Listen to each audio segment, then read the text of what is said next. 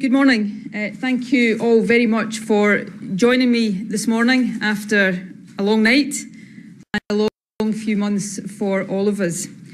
Yesterday, Scotland, like London and Northern Ireland, voted overwhelmingly to remain in the European Union. We voted to protect our place in the world's biggest single market and the jobs and investment that depend on it. We voted to safeguard our freedom to travel, live, work and study in other European countries. And we voted to renew our reputation as an outward-looking, open and inclusive country. It is significant, in my view, that we did so after a campaign that was positive about the EU and about the benefits of migration. Indeed, I want to take the opportunity this morning to speak directly to citizens of other European countries living here in Scotland. You remain welcome here. Scotland is your home and your contribution is valued. Unfortunately, of course, yesterday's result in Scotland was not echoed across the whole of the United Kingdom.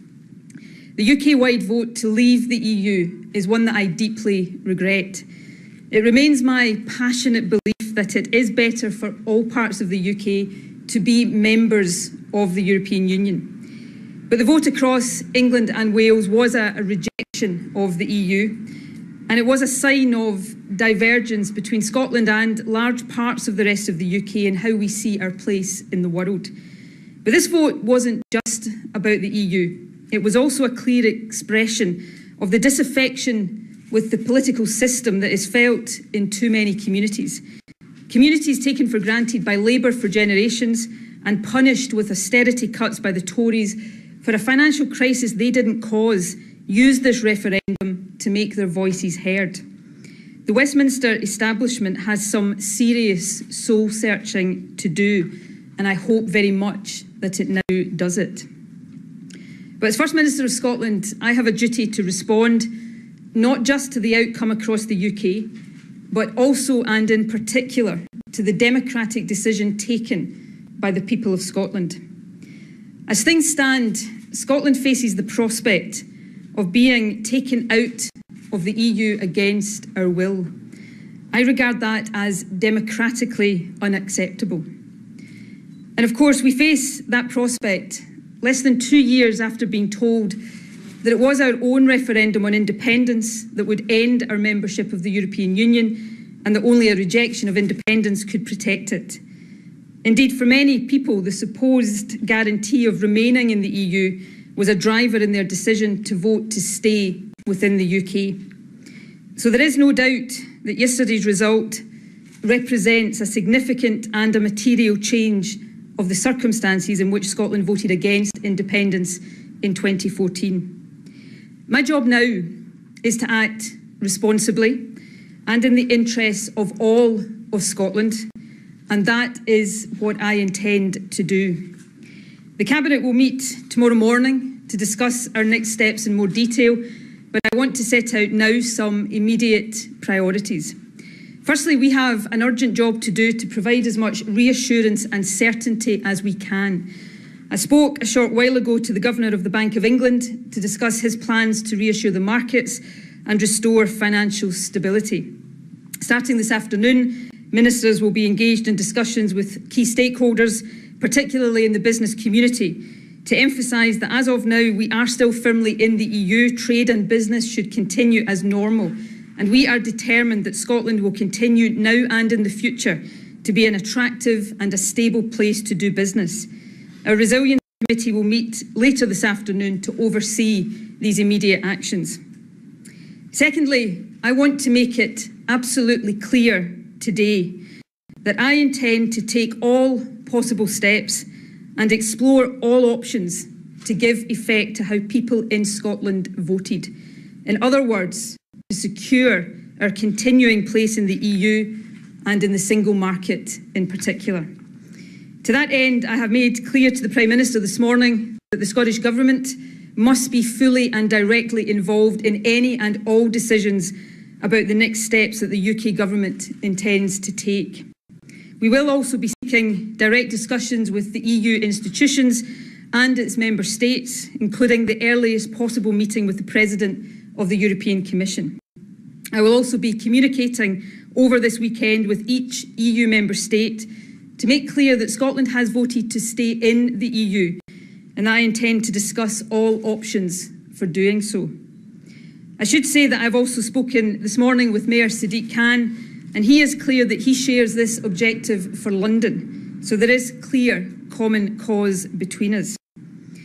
The discussions that take place over the coming days and weeks will of course be led by government, but I will seek the support and ensure the involvement of the Scottish Parliament at every step of the way.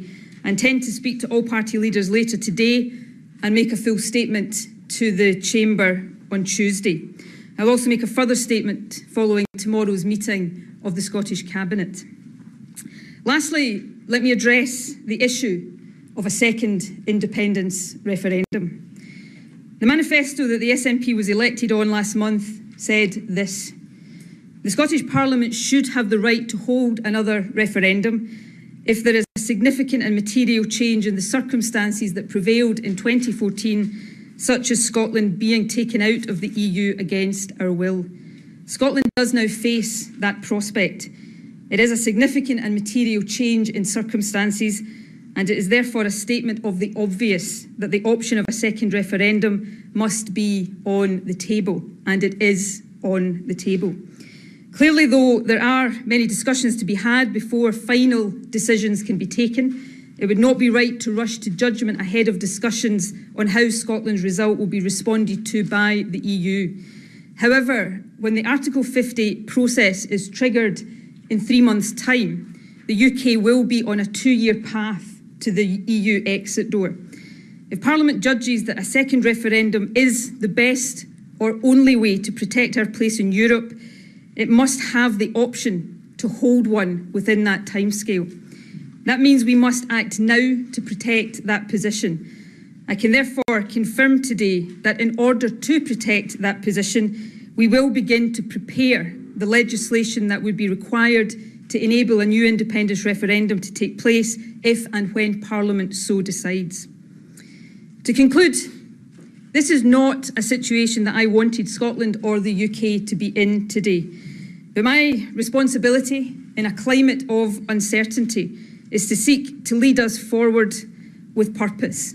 I know that there is a lot of thinking and talking to be done in the period that lies ahead and before final decisions are taken.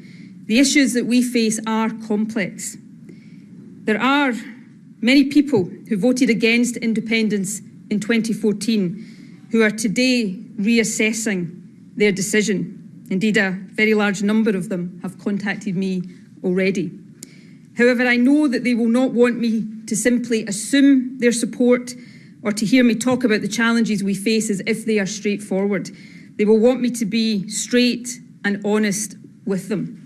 Now is the time for me as First Minister to do everything I can to bring people together in common cause and to seek to lead our country forward as one.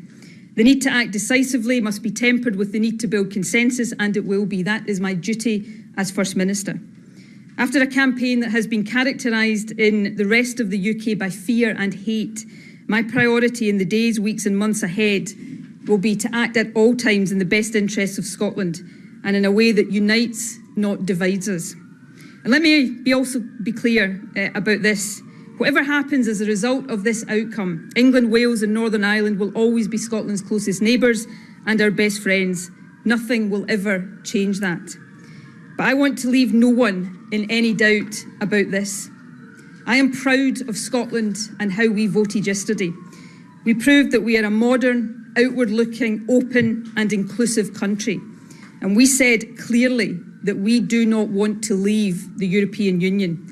I am determined that we will do what it takes to make sure that these aspirations are realised. In closing, let me just say a word or two about the Prime Minister.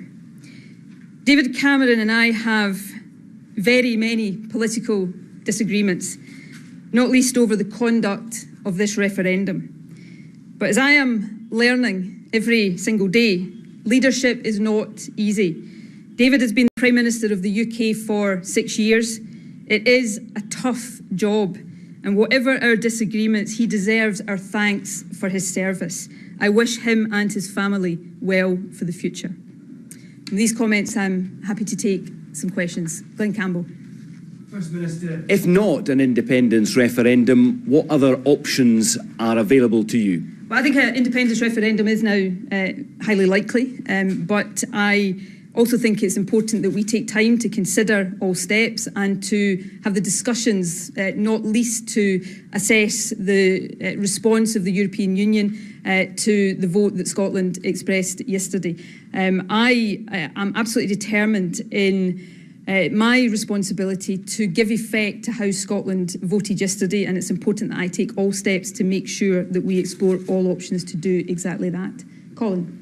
Is that independence referendum that you say is highly likely, will that go ahead with or without consent of Westminster? Because you had consent the last time. Well, obviously we would seek to follow the same precedent that we did the last time, but I think in the circumstances where the Scottish Parliament decides that that option is an option that it wants to exercise, I think it would be inconceivable that, particularly in the circumstances that have given rise to this, that the UK government would seek to stand in its way. But of course, these are some of the discussions that we will be seeking to have in the days and weeks ahead.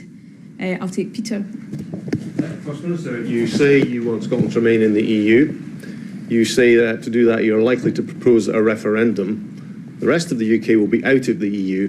That must mean there will be a border between Scotland, a proper, real border between Scotland and England. These are issues that we now have to assess and consider, and we have to do that calmly and rationally. That's why I have said very, very clearly in the remarks I've made today that I am not going to stand here and pretend to anybody that the issues we face are straightforward. We face many complex issues, which is another reason why, in addition to being determined about giving effect to how Scotland voted, I'm going to take the time to make sure that all of Scotland considers all of these issues and has the chance to move forward as one. I think that is of the utmost importance at this time. Sarah. First Minister, are you confident that in the potential turmoil that could follow a Brexit, that those are circumstances in which Scotland will want to vote for independence? I think in the circumstances of turmoil, and can I say I don't want to see turmoil affecting any part of the United Kingdom. I believe the decision that was taken across the UK yesterday was the wrong decision, a mistake. But I hope very much that some of the fears that were had about it are not realised, because it would not be in the interests of people anywhere in the UK if they are. But I'm not sure that is not more in hope than in expectation. But it is exactly because of the uncertainty and the potential turmoil that we face that I think it is in my responsibility to seek to bring Scotland together, to lead Scotland forward into a position that allows us to continue with the stability and the certainty that membership of the European Union gives us. I am not saying that these issues are straightforward, but I do think that is the responsibility and indeed the opportunity that now lies before us. But I'll take Martin. Presumably you don't want to risk losing another referendum. You'll call it when the polls tell you you're almost certain to win it. What level of support do you need at the polls? My guiding principle in every decision I take over these next days, weeks and months will be what I judge to be in the best interest, not of the SNP or as me as First Minister, but what I judge to be in the best interest of Scotland. That is the responsibility I have, and that's how I will guide every decision I take. Right, I'll take one more question. You just said the vote shows that Scotland is forward-looking. Does it follow then that England and Wales are backward-looking? The decision that was taken in other parts of the UK is a decision that people took democratically after much consideration. It's a decision I deeply disagreed with, but I respect the decision that has been taken. But I said during the campaign that I believed it was important to protect our position in the European Union and in the wider world as an outward-looking, inclusive country. I think that's what Scotland voted for yesterday, and that's the position I want to protect. I'll take one more question. First Minister, yes. Article 50. Your predecessor, Alex Salmond, has said he thinks it's absolutely crucial that you stage a second independence referendum before, we're in the Article 50 period, within 2 to 2.5 years of that beginning, before the UK actually leaves the EU formally. Do you agree with him? well, what I've just said is that Parliament would have to have the opportunity to hold a referendum if Parliament decides to do that within the timescale that is triggered by an Article 50 process. That is why what I've said today is that we will begin the preparations to make sure that that position is protected. Obviously, for the Scottish Parliament, we know this from our past experience, for the Scottish Parliament to have that ability to hold a referendum, there is a legislative process that requires to be undertaken. That takes time, and that's why that preparation to protect that position has to start now. Otherwise, that option may close down for the Scottish Parliament, and that would not be appropriate. Thank you very much for your attendance this morning.